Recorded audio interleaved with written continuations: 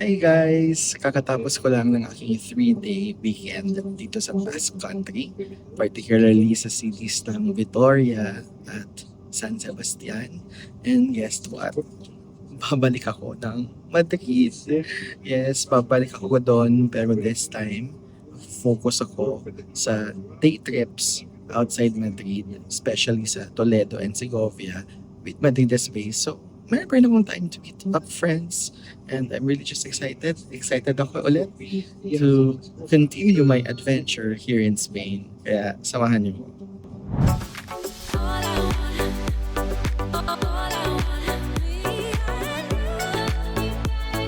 And we're back in Madrid. And for this Madrid extension, nahiya na ako kay Brother Mela. Nag-decide na akong mag-book ng hotel dito sa Atocha. It's called Axel Hotel. And kaya ko siya pinili kasi napaka-central ng location niya. Pag labas ko ng hotel, it's right there in the city center. Walkable na lahat ng mga tourist spots. And of course, alam kong gusto niyo ng room tour. Kaya naman, heto po. Ayan, pagbukas yun ng pintuan, kita ka agad yung kama. It's just a bedroom for one, but malaki yung bed. Obviously, kahit ako lang mag-isa. And so, I think I'm going to like this. I also like the fact na may mga hangers. And andito na rin yung mga baso, may percolator, may mga chichirya na I'm not yet sure if free siya, but at least pag magutom ako, pwede kong kainin at bayaran na lang. But I think what I like about the room, aside from the free wifi, is tingnan niyo naman, separated yung banyo sa shower. And yung shower, may hot and cold, and may toiletries na rin. Plus the fact na iba rin yung wash area or yung kung saan ka pwedeng maghilamos. So separated lahat ng tatlong to. And ang swerte ko pa kasi yung nabook kong room ay nasa second floor kung saan nandun yung gym and nandito rin yung massage area.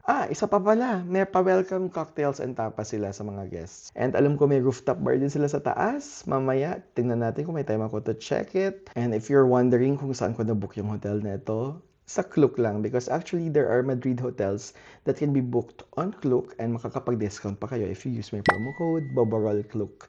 So again, book your hotel accommodations only on Klook and use my promo code to get discounted rates. So ngayon, chill muna ako, I'll settle down, but later I am going to meet the writers of Ang Mutya ng Section E who are actually here studying in Madrid. So, akalain nyo, from Mutya ng Section E, nandito na kami sa Madrid. So, pupunta kami ng Temple de Bod. I think it's an Egyptian architecture or monument na regalo ng Egypt to Spain. So, we're going to go there. But more than that, I'm excited to reconnect and reunite with them. And then for the next 2 days, I'm going on a day trip to Toledo and Segovia. Actually, pwede isang araw yung day trip sa dalawang lugar na yun. Pero inisa-isa ko kasi gusto kong chill lang talaga. Dito na ako. At actually, lahat ng mga guided tours na yun ay nabook ko through Klook. At may discount ako using my promo code BOBOROLKLOOK. O ayan na. Promote ko na yan. Kasi syempre gusto ko makatulong sa mga kapwa travelers like me. Especially me na solo traveler. Yun! So, ayan, settle down muna ako and I'll see you later sa Temple de Bod. Ayan, si Kim at si Ange. Mutya ng Section E. Mukha ng Section Espanya. Hi, Kim. Ange. Sorry, mabaho ako. Hi, Derek. Kamusta po? Kumusta kayo? Okay naman po. Tapos sa baang Section E, Season 2? Party na lang. Pwede na lang? Episode 16 na, 18. Episode 18 na. 17, 18. Ang saya naman na nagsusulat kayo dito sa Espanya. Pwede pa explain kung ano to? Hindi ko na alam, Derek. First time namin ngayon. Ano ba to? Egypt daw, di ba?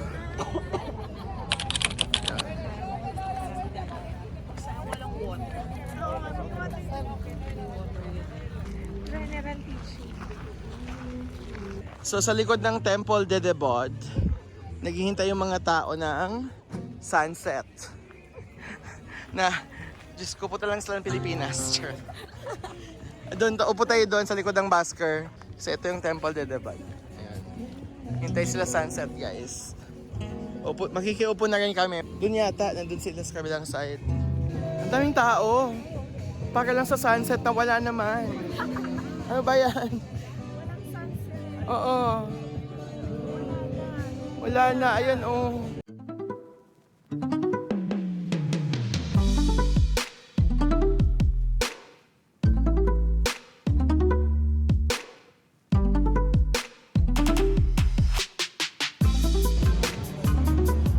Dahil walang sunset, upo tayo doon.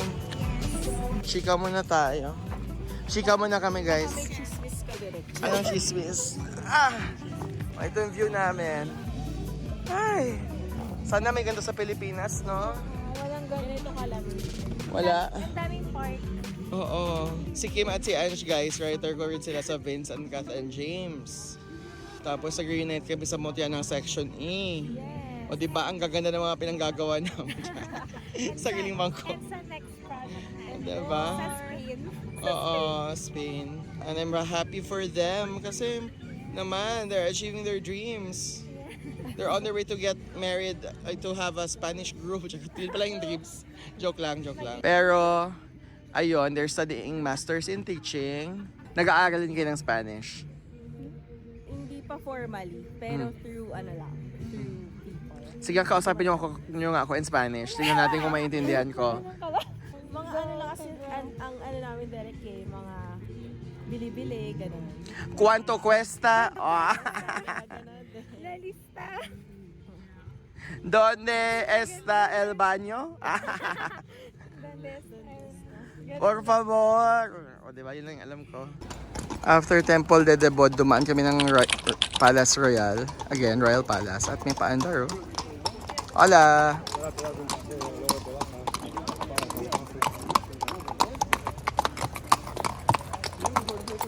Ano kaya ito naabutan natin? Kasi tingnan mo, oh, may... Baka changing of the guard? Oo, parang sa Korea. Oo, Buckingham pala sa social. Yung sa Korea, ayun, oh, may ano din eh. Ayan sila.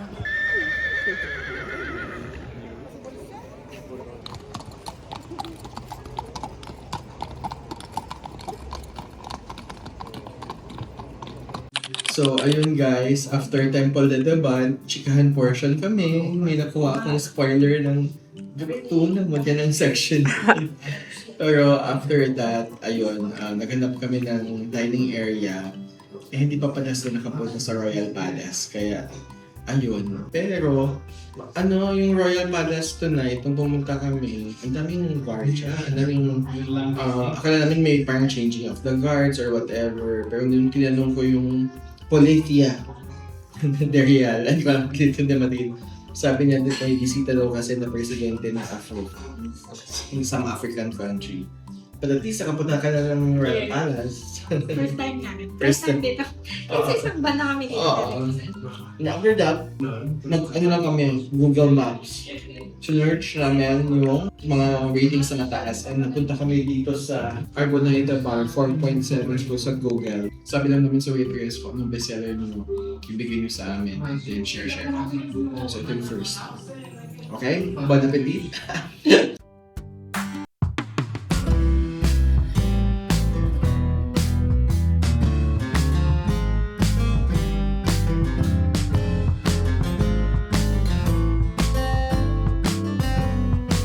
So we just finished dinner.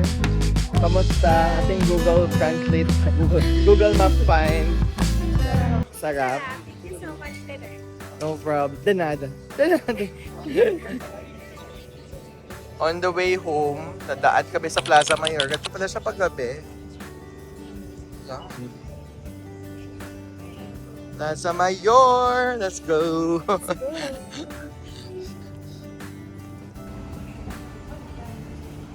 Good morning! Day 2 ngayon ng aking extended Madrid trip at nasa harap ako ng Julia Travel because I booked a guided tour full day sa Toledo. So excited ako doon. I'll be going outside of Madrid.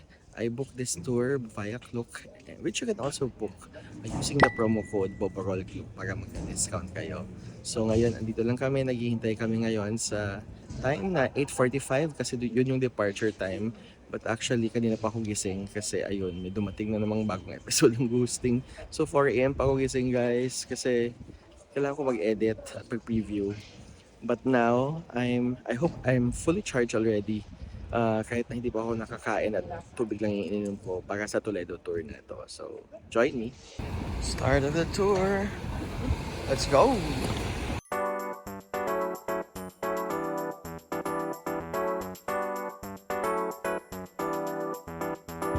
So let me introduce myself. My name is Jorge, and our driver's name is Justi. We'll be you have a nice tour.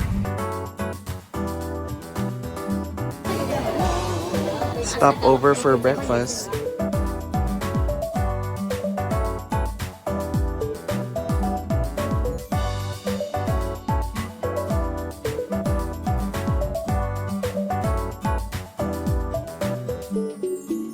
Pues aquí vemos la ciudad de Toledo, la que fue la capital de Hispania, del reino visigodo de Hispania, siglo VI, la segunda ciudad importante de Al-Ándalus, después del siglo XI, ciudad importante del reino de Castilla, el reino de los castillos, la capital imperial en 1525, y hoy es la capital de Castilla-La Mancha. Hi guys! So we're actually now here in Toledo. So this is the first stop of the guided tour. Viewpoint siya ng Toledo. And look at the city. It's really amazing. Grabe. Parang ancient civilization. So ayun, so ang saya. I'm just happy to be here. That is Toledo. Amazing, right? Toledo.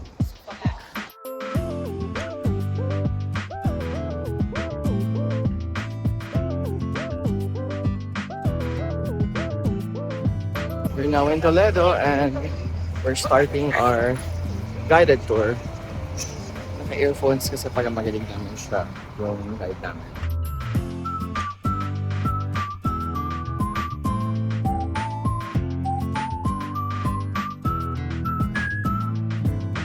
So, first stop namin itong St. Teresa de Jesus Convent daw to.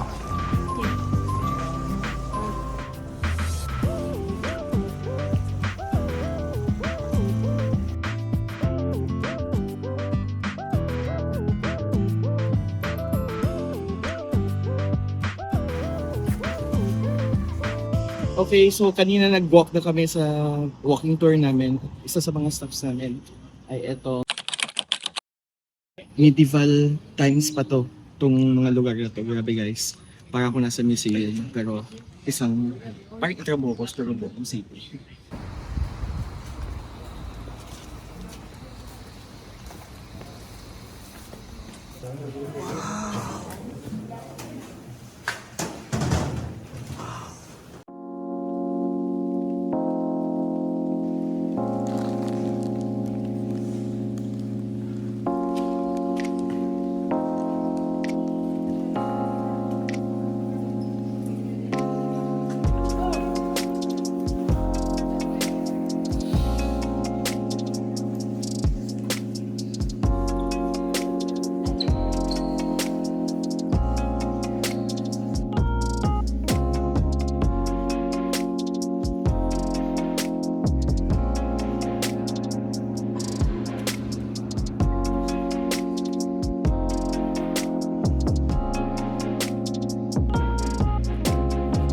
Guys, hirap talaga ako mag-memorize sa mga info na pinagsasabi niya. Try ko na lang tong ilagay sa caption. Kasi mas nag-enjoy ako sa view, but alam kong grabe yung history. So papunta na kami sa Jewish quarter from Christian quarter. Now it's the English synagogue.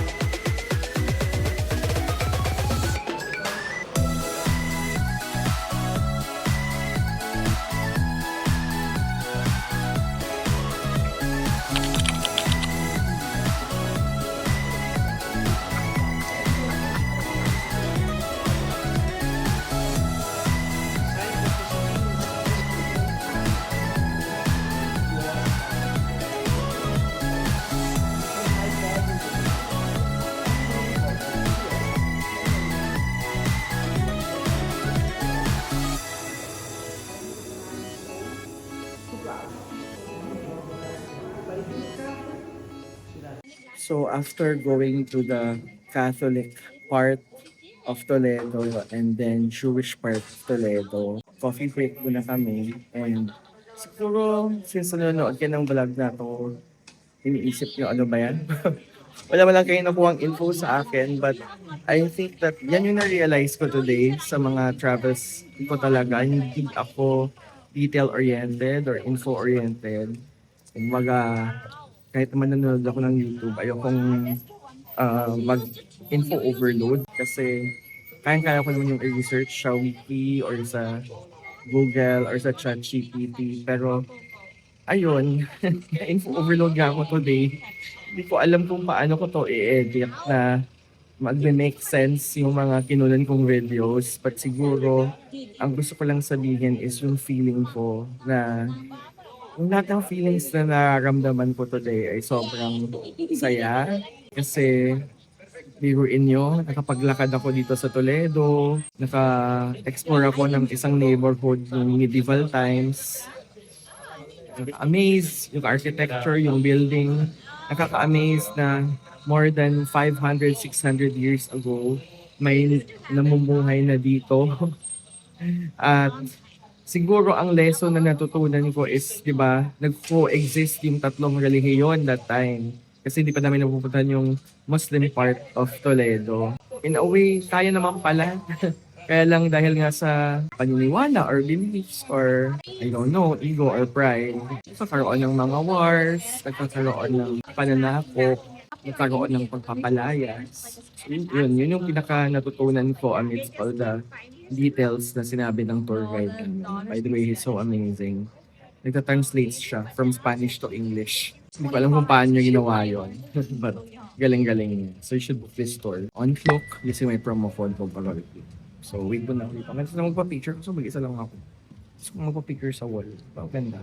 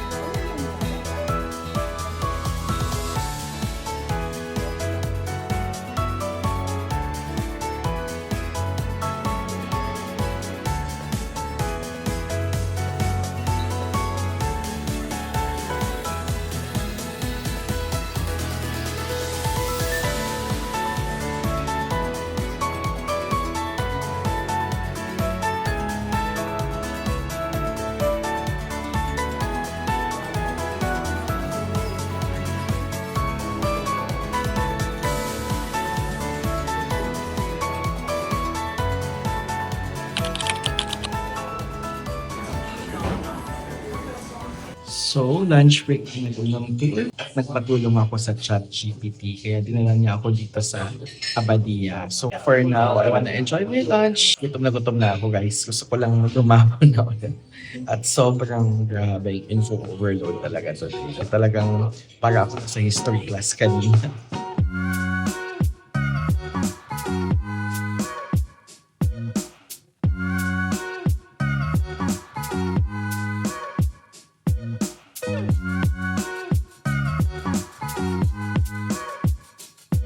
Ang sarap ng lunch, guys, kaso hindi ako nakakapag-relax or slow lunch kasi 1 hour lang yung break. Ang saya sana pag nasanay sa 2 or 3 hour break, pero yun na, kailangan na namin mag-meet ulit dito sa Arch sa Zocobo de Restaurador for the rest of the tour. Ayoko namang mawala dito, kaya eto, photo finish 2:55 nakaabot. At nandito pa pala sa pickup point si Don Quixote. Tama ba ako? Si Don Quixote to, I think. I am not sure. Miguel de Cervantes. Si Miguel de Cervantes yata yung author ng Don Quixote. So, ito yung statue niya.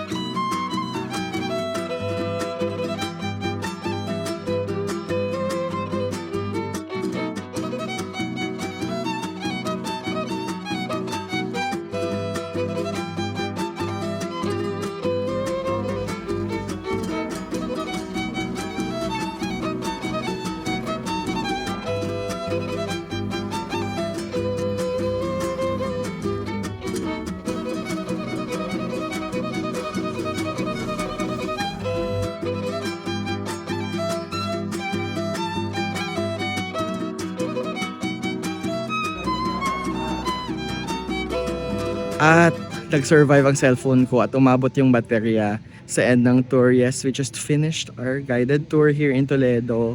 Sobrang info overload like what I told you. Syempre, tinitake in ko lang lahat ng info. For sure, makakalimutan ko rin ito pag nag-i-edit na ako.